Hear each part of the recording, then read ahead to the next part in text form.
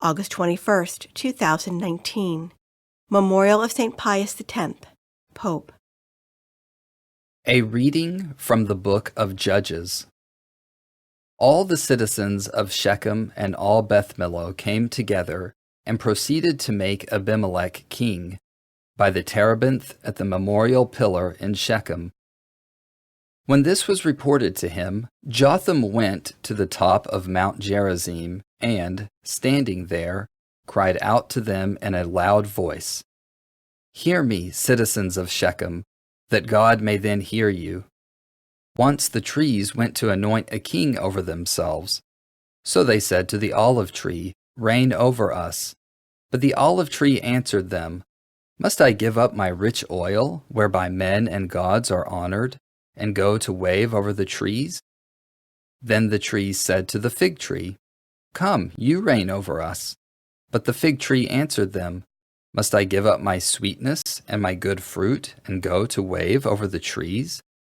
Then the trees said to the vine, 'Come, you, and reign over us.'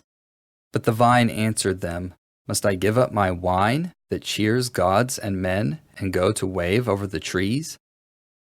Then all the trees said to the buckthorn, 'Come, you reign over us.' But the buckthorn replied to the trees, 'If you wish to anoint me king over you in good faith, come and take refuge in my shadow. Otherwise, let fire come from the buckthorn and devour the cedars of Lebanon.'" The word of the Lord. The responsorial psalm. The response is, "Lord, in your strength the king is glad." O Lord, in your strength the king is glad. In your victory how greatly he rejoices.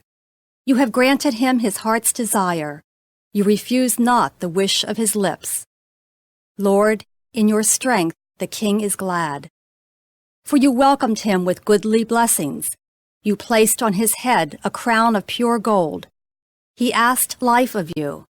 You gave him length of days forever and ever.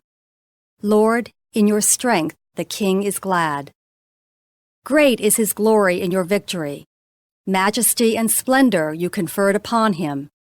You made him a blessing forever. You gladdened him with the joy of your face.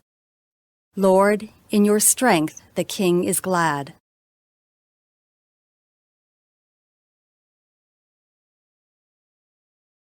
A reading from the Holy Gospel according to St. Matthew. Jesus told his disciples this parable. The kingdom of heaven is like a landowner who went out at dawn to hire laborers for his vineyard. After agreeing with them for the usual daily wage, he sent them into his vineyard. Going out about 9 o'clock, he saw others standing idle in the marketplace.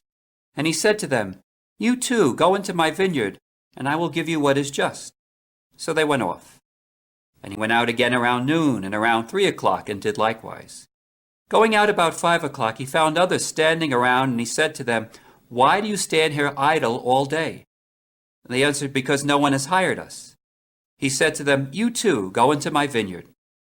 When it was evening, the owner of the vineyard said to his foreman, "Summon the laborers and give them their pay, beginning with the last and ending with the first." When those who had started about 5 o'clock came, each received the usual daily wage. So when the first came, they thought they would receive more, but each of them also got the usual wage. And on receiving it, they grumbled against the landowner, saying, "These last ones worked only 1 hour, and you have made them equal to us, who bore the day's burden in the heat." He said to one of them in reply, "My friend, I am not cheating you. Did you not agree with me for the usual daily wage?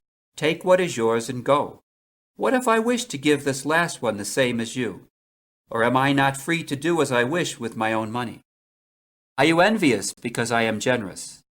Thus the last will be first, and the first will be last." The Gospel of the Lord.